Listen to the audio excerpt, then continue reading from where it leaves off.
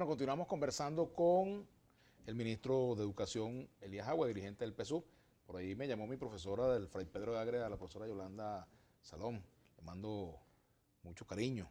Tenía una pregunta a ella sobre el tema del pago de las mensualidades de las Sí, jubilaciones en el Banco de no es Venezuela, bueno que no las hacer estaban pagando público completo. esto para... Sí. No hay ninguna limitación por parte del Ministerio de Educación para que los Los bancos jubilados retiren su mensualidad completan completa, ¿no? en ningún Y, banco, ni público ni privado. Que es en el caso del exacto, Banco de Venezuela, que es el caso que ella y mencionó. entonces voy a averiguar ese caso, pero sepan ustedes jubilados que tienen derecho a acceder a toda su mensualidad como corresponde. Saludos, profesora. Bueno, Elías, volviendo al tema que nos ocupaba, el de la amnistía, te hacía referencia pues a lo que era práctica común de la izquierda en Venezuela pedir amnistía general y muchas veces se concedieron estas amnistías generales y los dirigentes que venían de la lucha armada o de cualquier otro episodio pues se incorporaban a la actividad política sin restricciones. Ahora el gobierno anuncia unas escarcelaciones y no hay una medida de libertad total ni de incorporación plena a la lucha política de estos dirigentes. Tienen prohibición de hablar en medios de comunicación, a través del uso de redes sociales, prohibición de salida del país, etcétera. Eso no le pasó ni a Teodoro Pecós, ni a Gabriel Puerta, ni a Fíjate, David no, Nieves, etcétera. de verdad no conozco las razones, pero las veo en un contexto, ¿no? Los procesos de pacificación anterior se dieron en medio de, de una izquierda que ya había sido derrotada militarmente, que no representaba ninguna amenaza para el Estado. En Venezuela todavía hay sectores de los partidos contrarrevolucionarios que insisten en el camino de la violencia. Además, Venezuela es un país hoy amenazado por el gobierno de los Estados Unidos, por el gobierno de Colombia, agredido, de manera que la pacificación se da, mira esto que voy a decir, aun cuando el conflicto todavía no está resuelto, ¿no? Y yo creo que esa es o lo que hay que reconocerle al presidente Maduro. Pero no es una Que, contradicción, Elías, perdón, no es una perdón, no, contradicción. pero escúchame porque es Ah, importante, aun cuando la parte que ha incitado la violencia no ha renunciado a ella, y por el contrario, buena parte de ella está promoviendo la agresión extranjera, el presidente hace uso de sus facultades constitucionales para exhortar a la Asamblea Nacional Constituyente del Poder Judicial a realizar medidas de liberación de personas que incurrieron en delitos ah. con motivos políticos, pues el motivo político de derrocar al gobierno, pues, pero fueron delitos penales, ¿no? Pero fíjate, Elías, en ese caso, también yo me pregunto, si tú estás llamando a que alguien se incorpore a la vida política, yo, bueno, yo le saco de la cárcel al Elías Agua para que se incorpore a esa política, pero no puedes hablar por redes sociales, no puedes dar declaraciones, no puedes salir, o sea, ¿cómo Pero hace bueno, política sabes que así? hay el tema de la justicia transicional, pues, ¿no? Son procesos de transición. Yo me imagino que es un primer paso. En verdad no conozco los detalles jurídicos de cómo se han dado este proceso, pero me imagino que será un primer paso y luego se irá produciendo la libertad plena, pues. Ese sería lo ideal, ¿no?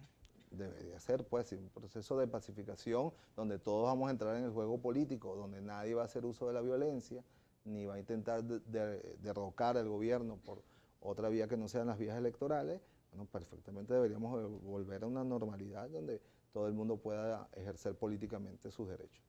Elías, tú como dirigente del PSUV, vimos el fin de semana una declaración de José Vicente Rangel, un planteamiento que yo ayer apoyé, en cuanto a que se tienen que investigar a fondo y que tienen que cesar el uso pues, de prácticas como las ejecuciones que no son extrajudiciales, como tú me aclarabas en un momento, sino ejecuciones inconstitucionales de personas, presuntos delincuentes, que son capturados por el FAES y que, bueno, hay muchas denuncias en torno a este tema, ¿no? Este cuerpo de la Policía Nacional Bolivariana.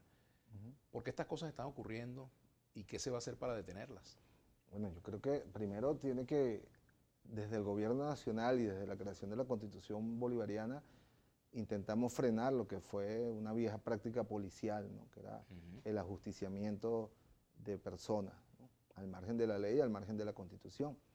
Y creo que hemos observado pues, un incremento de denuncias y el gobierno debe, en primer lugar, ratificar lo que siempre ha sido una política, tanto del gobierno del comandante Hugo Chávez como del presidente Nicolás Maduro, que a veces incluso se nos ha acusado de ser colaboradores con el AMPA porque no actuamos de manera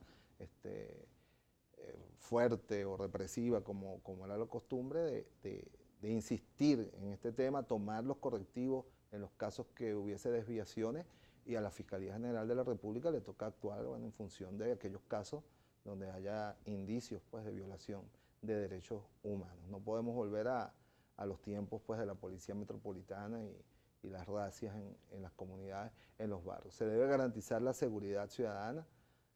El Estado está confrontando bandas armadas de importante magnitud, pero todo eso se debe hacer en función de lo establecido en la ley y de los parámetros con los cuales debe actuar una policía en democracia. En vista de que hay tantas denuncias sobre este caso, ¿cómo no creer o cómo evitar que se trate de una política de Estado o llevada a cabo con instrucciones de altos niveles de seguridad en Venezuela, de los organismos de seguridad?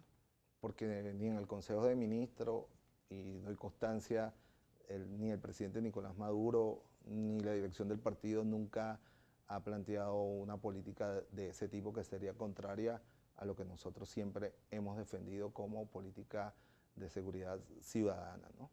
Y por el contrario, yo sí te puedo decir, ¿no? Y aquí lo hago en función del amigo que sale en defensa del presidente de la República, no como ministro de él, sino como amigo.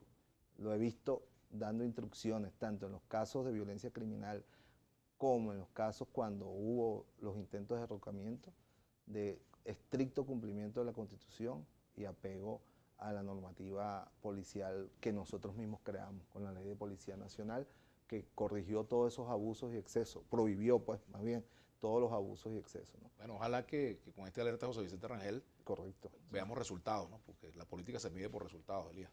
Correcto. Mira, antes de despedirte, hay un caso que yo te quería plantear y se trata de estudiantes del Liceo Rafael Morales Sánchez en el municipio Píritu del estado Falcón. Allí hay estudiantes que tuvieron promedios muy altos, por ejemplo, 19 puntos o más de 19 puntos de promedio, y no pudieron optar por el cupo en las universidades, en cualquiera de las universidades, porque no tenían internet. Y es un liceo donde incluso lo visité recientemente y no hay electricidad. Eso ocurrió en varias zonas. ¿Cómo hacer por para los problemas solucionar eléctricos situaciones y como problemas esa? también de lo que ha sido el robo de las antenas, ¿no? Es un problema.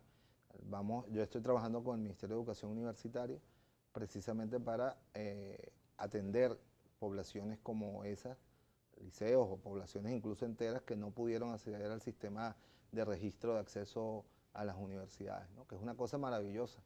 ¿Te acuerdas los bachilleres sin cupo? Bueno, yo fui miembro del comité de bachilleres sin cupo. Correcto. Ahora un estudiante se registra y es asignado a cualquier universidad dentro de las opciones que él tuvo. Se acabó además aquellas gestorías que en muchas universidades autónomas se habían instalado, incluso que tenías que pagar la famosa prueba interna, y entonces se convirtió en un elemento de lucro de determinadas autoridades, etcétera, ¿no? Es un mecanismo maravilloso, pero sin duda alguna que, bueno, parte de toda esta compleja situación que nos toca vivir está afectada por ejemplo, la falta de acceso con estos estudiantes que se quedaron fuera y que tienen ese promedio tan alto, por ejemplo? No, los vamos a incluir.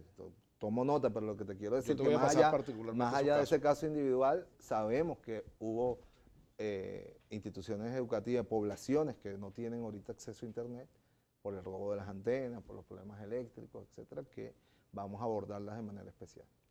Ninguno de ellos va a quedar sin cupo, ten la seguridad. ¿Cuándo va a arrancar el gobierno con los cambios, Elías? Porque el presidente Maduro dijo que al ganar las elecciones iba a haber cambios en la política económica, incluso se habló de cambios en el gabinete y hasta ahora no. Bueno, el no presidente está trabajando arduamente en eso y le corresponde a él, bueno, anunciarlo, pues, en el momento que corresponda, y que entendamos que el tema económico, en medio de la situación que tenemos de bloqueo, que todo el mundo tiene a veces como soluciones mágicas, ¿no? No es fácil, ¿no? Y después de un deterioro de la economía como el que al que se ha llegado producto de toda esta confrontación, las medidas que se tomen tienen que ser efectivamente eficientes y no se conviertan en una nueva frustración, ¿no? Muchas veces el bloqueo no termina siendo un comodín para no tomar decisiones. No, pero es que tiene un impacto, Vladimir. Por ejemplo, uno de los elementos fundamentales para poder avanzar era el tema de los bonos de la deuda. Y la primera sanción que hace Estados Unidos después de las elecciones del 20 de mayo es prohibir a ciudadanos norteamericanos comprar o transar con bonos de la deuda venezolana. Eso tiene un efecto, por supuesto que sí, ¿no? Entonces, Bueno. no desestimemos el impacto que está teniendo la agresión internacional. Y por eso el llamado que debemos hacer todos los venezolanos y venezolanas a dirigentes de la oposición, como Julio Borges, por ejemplo, que paren ya, estimular la agresión contra Venezuela, contra su país. A fin de cuentas ellos están afuera, nosotros estamos aquí, Bueno, con nuestro pueblo. Y aquí no. Mira, Y aquí vamos a batallar y aquí vamos a luchar por nuestra patria. ¿Tú vas a seguir en el gabinete o te vas para las duchas ya o vas a la lucha interna en el PSUV? La Constitución es muy clara, el presidente de la República designa y remueve a sus ministros. Depende de él. Bueno, gracias, Elías Agua. Será hasta mañana. Ahora quédense con Brújula Internacional. Alin Naim. Será.